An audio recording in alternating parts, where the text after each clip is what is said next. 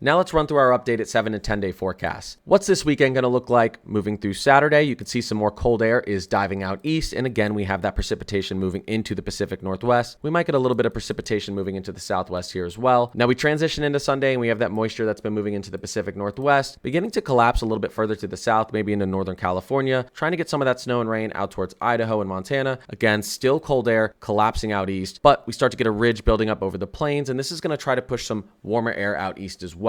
This is how the temperature anomalies look over the next couple of days. Obviously very cold in the east. Those greens, purples, and pinks, we're talking about temperatures 10, 15, 20 degrees below average. And when it comes to the lighter oranges all the way up to these whites out west, it's the opposite. We're talking about temperatures 5, 10, 15, 20 degrees above average. So you can see we're pushing through Saturday, Sunday, and into Monday. And the story is we are very, very cold out east. And again, record-breaking cold, potentially record-breaking daily lows for portions of the Mid-Atlantic and New England. And again, pretty warm out west. Now pushing into early next week, Monday, you can see we get more of this precipitation trying to transfer out to the east and down to the south. We're dry and warming up across the central and southern plains, pushing out towards Dixie Alley in the southeast, but we're still pretty cold up here in the northeast. Getting into Tuesday, we may have a little bit of a clipper storm, winter storm trying to push through the upper Midwest, Great Lakes region. Doesn't look too crazy on the model, so I wouldn't worry too much. Same story out west. This moisture is beginning to transfer even further down to the southeast, trying to put some snow into the Sierra Nevada and potentially some snow into the central Rockies. Here's this warm air pushing out east. Now we're pretty warm above average in the southern plains, Ohio Valley, trying to get this warm air out towards the mid-Atlantic, but it's going to be tough because you can see right here with our temperature anomalies during this time frame, Monday,